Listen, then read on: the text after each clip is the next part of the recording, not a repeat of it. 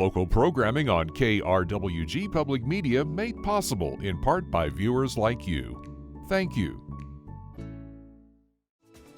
This is KRWG Public Media, TV, radio, online, news that matters.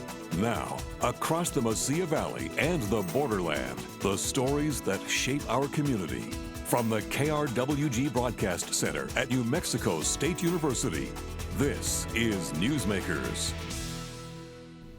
Welcome to Newsmakers. I'm Anthony Moreno. Since 2018, Dr. López Askin has served as county clerk in Doña County. She joins us now to discuss her time in office and her reelection to her second term. Dr. López Askin, thank you very much for joining us. Thank you for having me. As usual, I always appreciate the invitation, and I always say yes. Well, we appreciate your time. Congratulations on being reelected to serve in Doña County. Can you share with us a little bit about what were some of your takeaways in your recent campaign in this general election that in 2024?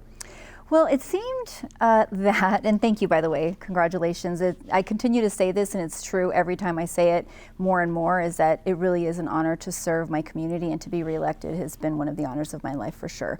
So the takeaway from the 2024 election, I think, was it really seemed that the national stage almost seemed to overtake some of the local discussions.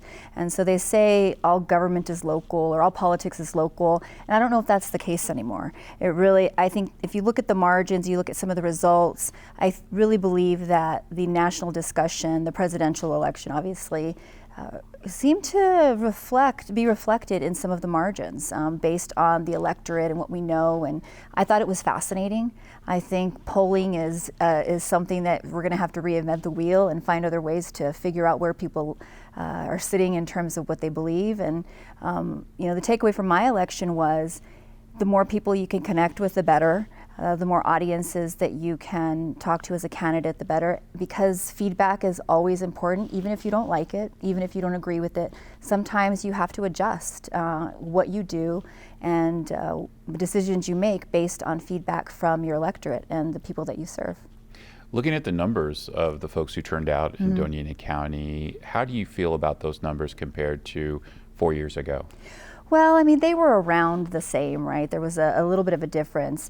I was expecting 10,000 more. I was, maybe I was a little bit too optimistic or hopeful. We always want more turnout. The more that we have, the more community members we have exerting their right to have an opinion about who leads us, the better we are as a community. So I think I was way too optimistic, which is okay. There are worse things to be. And ultimately, some people decided to not vote on certain races. They skipped, we call it undervote. Some people just came in to vote for president or maybe a candidate they knew. And I wasn't overall surprised about the turnout. It was robust, but it can always be, and we have to continue to do what we need to do to try to increase turnout. But it was about on par with what I think nationally.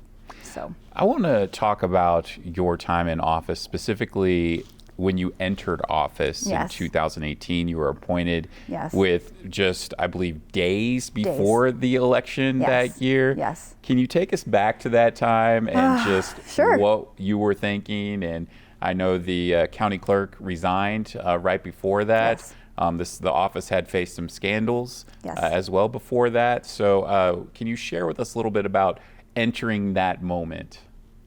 So I served in New Mexico State University as a regent while I was getting my PhD.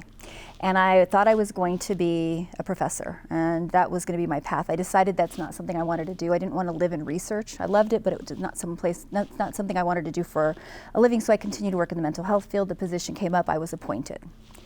I did not know what I was getting into. I just knew that I loved democracy. I loved voting, I loved participation.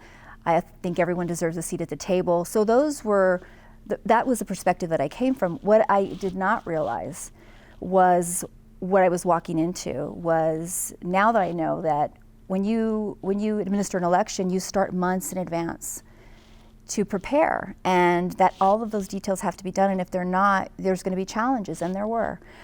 For those that know, if you know, you know, in 2018 there was historic absentee turnout, and historically we'd had about 2,000. and I think there was near 9,000, and we were not prepared. There should have been a board that was appointed months before, and we didn't get it that night. We didn't get those 8,000 ballots counted that night. There was a delay, and it became a national story. So it's not how I wanted to start my career as county clerk. It was a really challenging time professionally and personally, because I started to wonder if I had made the right decision. And what I did was I leaned into what was going on, and I did my best to learn as much as I could. And the lesson learned from that was to over-communicate, to stay in contact with the media and any of your partners in elections as much as you could, because when you keep them updated and you're transparent, there are no surprises, and there's no stories that could start that basically that you can contribute to, because it didn't help on election night in 2018 that we were silent. It didn't help. So we try to over communicate now. There was a lot of lesson learned, but it was very hard. I had to figure out if I really wanted to do the job. And what happened was I fell in love with elections. I fell in love with the idea that everyone deserves a seat at the table, and I wanted to do whatever I could do to ensure that that happens continually. Now, challenges to elections have certainly grown in recent years, and you were on the ground in 2018 seeing that kind of unfold, and you've seen it grown in recent years. Why do you think it's really taken off in such the level it has across the country? Well, I think the 24-hour news cycle is a factor. I think access to information and those taking some of those ideas, and conspiracy theorists, extremists on both ends of the aisle, those are not helpful to the general discussions about elections that need to be factual and based on actuality versus what we think or are concerned about. And obviously the 2020 election and heading into it was something that really worked a lot of people up. They connected with other people, and then these movements almost grew. I also will tell you, they're lucrative, right? So there are individuals all across the country making a great amount of money from continuing these narratives and the discussions that they make their living off of. And so I don't think we can shy away from that, because that's just the reality of it. It pays. So you literally. think people are trying to build a brand and continue to make a living off doing this? Correct. I think there's some people that do that. That's not to take away from those individuals who I may not agree with in any kind of way, who are genuinely concerned about their country. They're genuinely concerned about democracy. They want to know that elections are secure, that they're fair, that they're transparent. They have every right to be shown and those things to be proven true. That's not to take away from that. Unfortunately, some of the extremists are taking over that narrative, and it doesn't matter what you say or do, you can never prove it to them. And I like to focus on the ones that are concerned and the ones that we want to engage with, and hopefully bring them to the table so we can talk through these things. We can show them. They could even work as election officials, those kinds of things. So I hope that it will maybe dampen a bit now that the election, the 20 biggest, this largest election that we've had in many years is done. But what I will say is, I don't think it's a coincidence on election night that a lot of the narrative kind of settled down once the results started coming in. And so we shall see what the future brings, but I know that we're prepared. We continue to have contingency plans and messaging that hopefully our community will take in and listen to, and they'll subscribe to. Were these election challenges the most challenging thing you faced in office?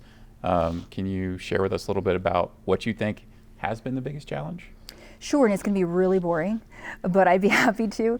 The thing about the county clerk position is it's very administrative in nature. And so unless you have a fully functioning staffed office that feels good about the work they do, that you're supporting, you're not going to be able to be successful. So the biggest challenge that I had walking in 2018 was to build an office, that means fully staffed, plus also advocate for and receive 6 full-time positions. And if you work in government, that's next to impossible. But what that has created an environment where people are not overworked, and they have, instead of mandatory overtime, it's voluntary. I offer them opportunities to go back to school, and we will work with them. So when you support your staff like that and you come from that perspective, my team has done an amazing job, and I'm there to support them. At the end of the day, I say this continually, if I wasn't there tomorrow, the work would go on and our community would still have great elections. And that's why I'm there, to make sure that that happens. What do you feel is your biggest win while serving in office? Wow. Well, other than the staff, I will say I advocated and lobbied for almost $4 million to build a brand new warehouse that hopefully we will be groundbreaking on, or will actually be opening in April. It's currently under construction, and it had been an effort that many people had made over the years, and I found that a lot of follow through and follow up, et cetera, is actually what got it done, and I'm grateful for our legislators for funding it. Your second term, your final term, yes. What are the major goals you have?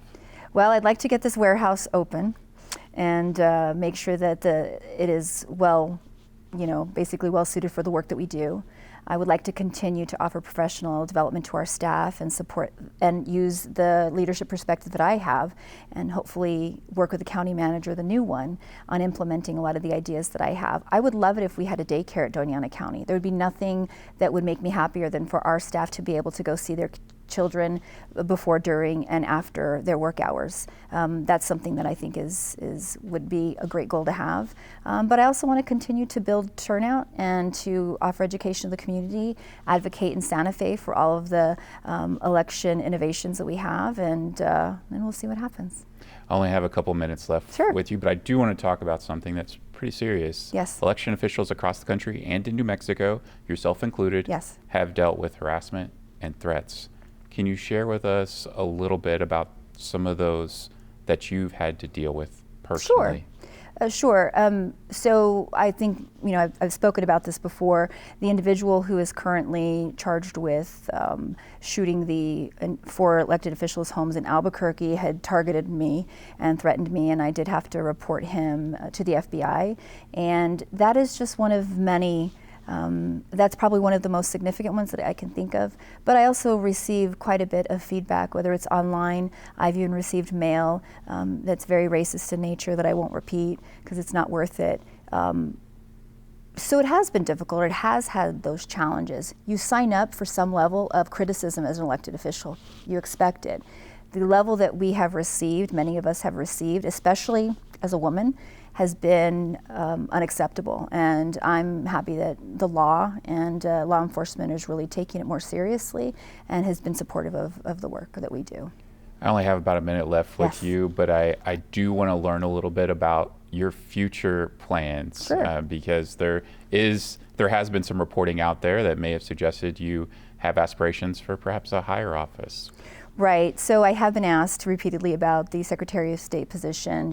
Our Secretary of State, Maggie Toulouse Oliver, is termed out, and she has been an exceptional mentor and support for myself and has grown me and helped me grow in ways that I never thought possible. I'm grateful for that.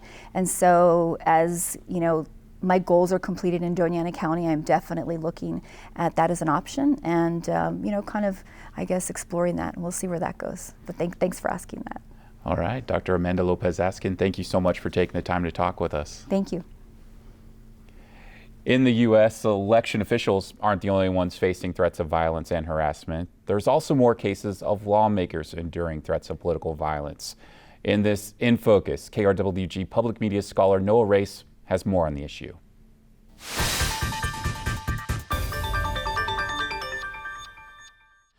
I'm Noah Raess, and welcome to In Focus.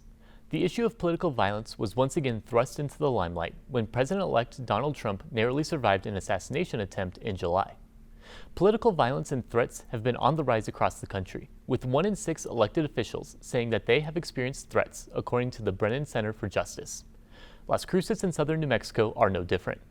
I spoke with 2 local officials who shared their stories of death threats, homophobic slurs, anti-Semitic rhetoric, and a seemingly never-ending list of other messages that affect both sides of the aisle.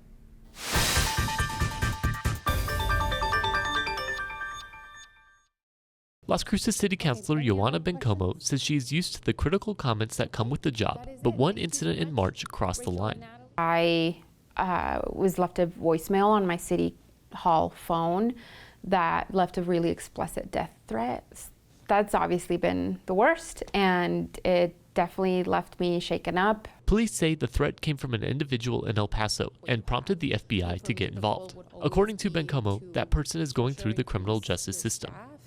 She has received more messages saying that she deserves to be in prison, and others saying that they will battle her for the good of the city. I care deeply about representation, that sometimes I do feel almost out of integrity with my values, and asking someone to run for office knowing what I know now, knowing what I have experienced, especially this year. Sometimes I feel like, what am I really inviting people into?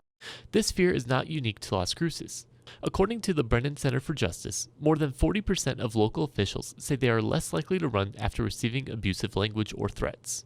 With 70% of elections going uncontested nationwide in 2024, people had less choices for who to vote for. While there are many reasons why people are driven to violence, one common explanation is the increase in intense rhetoric. Research suggests that people are way more likely to commit acts of political violence when they have constructed a narrative that supports it. NMSU professor Dr. Jeff Hunter has done research on how villainization of other politicians can lead to more political violence. So on January 6, 2001, for example, lots of Trump supporters had constructed a narrative that somebody or something had stolen an election. And so they had a villain, and it led them to political violence. A lot of those emotions and things like that that people really cling to, they're easy for politicians to exploit. Joanna Bencomo is far from being the only one receiving threats like these. Stories of district attorneys receiving racially motivated threats to county commissioners' houses being shot at can be seen all across New Mexico. State Representative from Alamogordo, John Block, is no exception. I've gotten a lot of them, I'll tell you. I've gotten them from a guy who I got banned from the Capitol, actually, because of some of the threats that he's given to me. Death threats have come in as well. We've seen some sexual violence threats, some people threatening to rape, threatening to do all these other horrible things.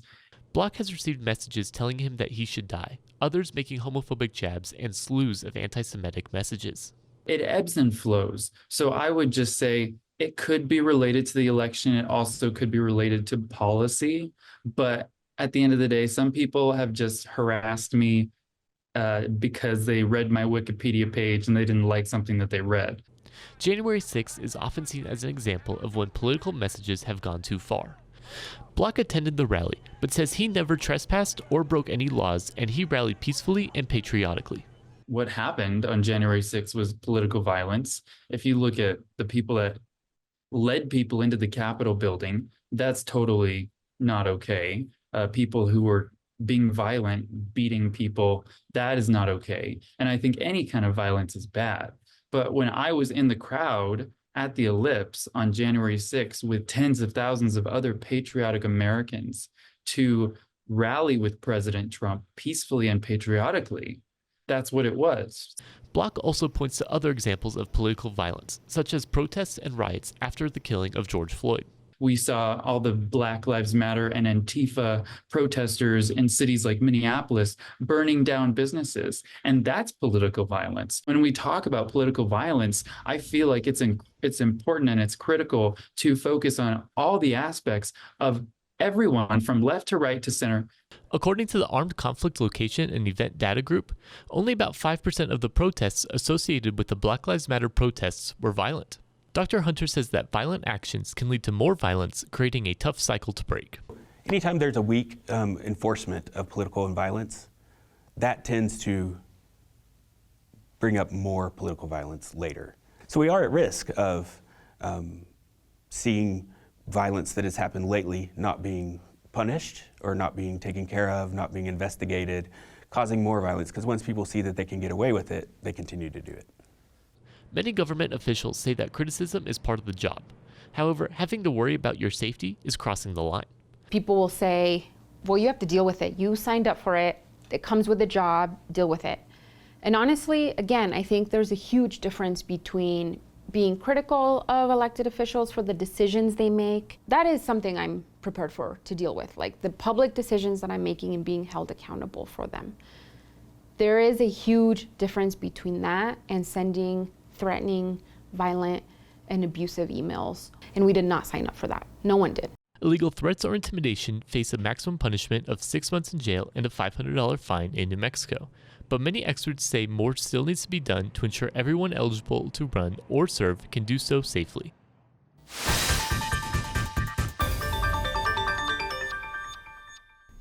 We now focus our attention to how political rhetoric may be playing a role in these threats and violence. Joining us for this conversation is NM Cafe's Executive Director and former field representative for Senator Martin Heinrich, Sylvia Ulloa. Sylvia, thank you for joining us. Happy to be here. So just to start off, experts kind of agree that hateful rhetoric and divisive rhetoric has been on the rise across the country. What do you think is the driving force behind this increase? So I think the one thing that we need to think, or that we need to acknowledge, is that violent rhetoric and political violence has been part of this country since its inception. I mean, we had a violent overthrow of the British government to become America, right?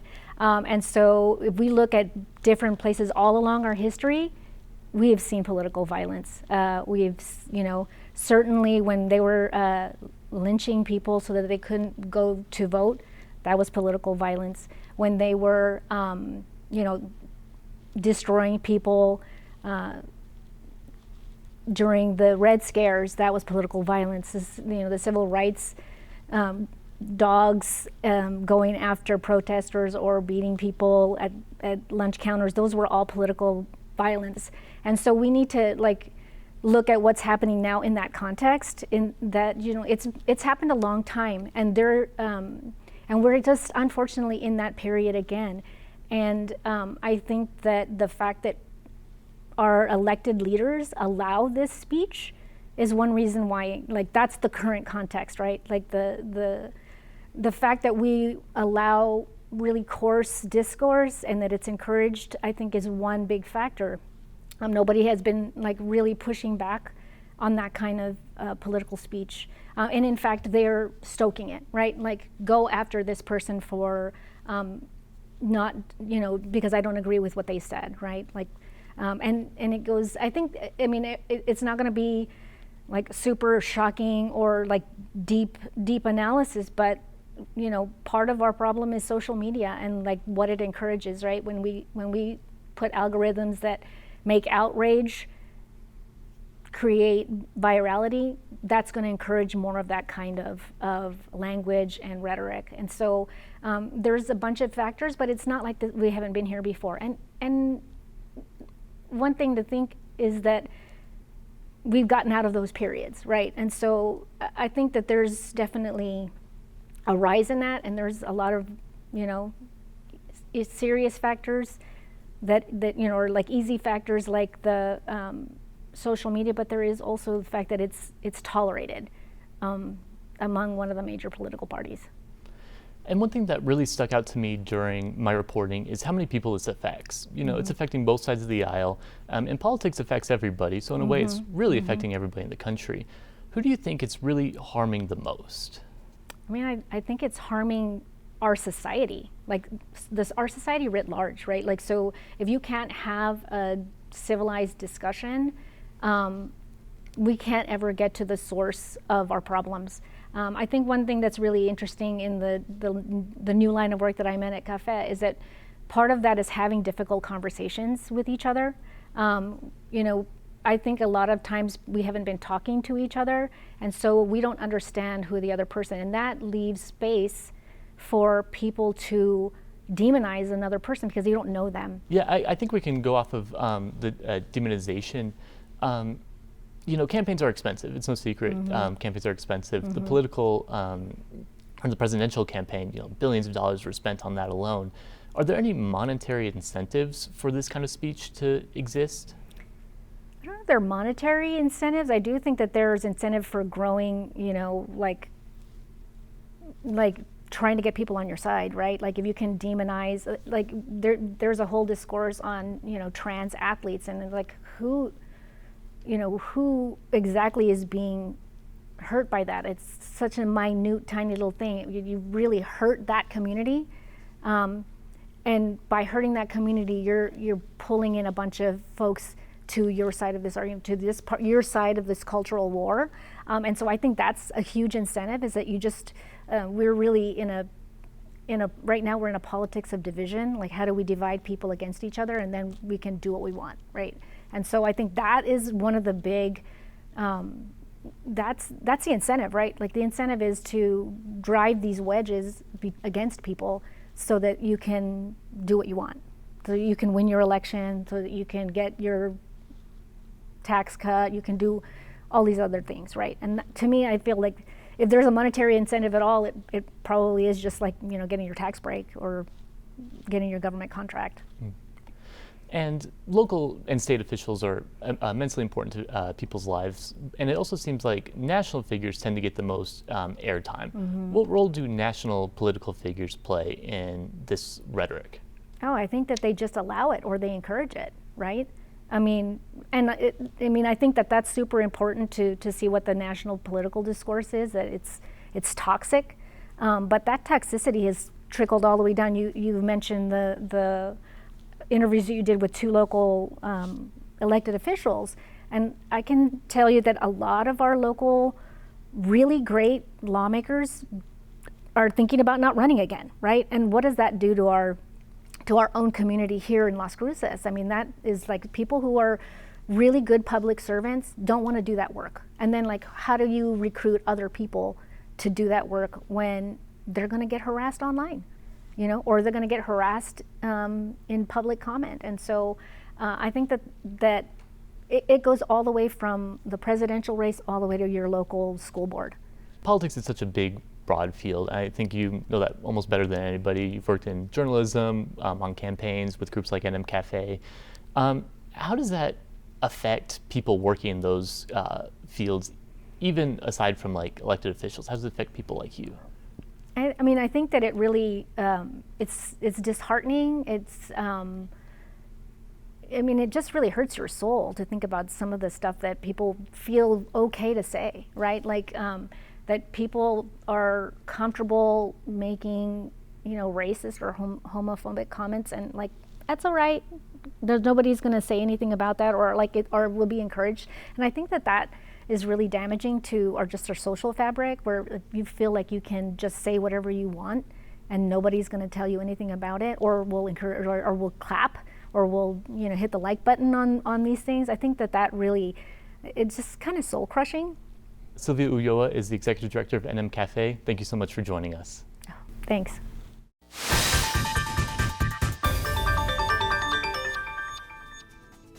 That's all for our program. Remember, you can keep updated with news anytime at our website, krwg.org.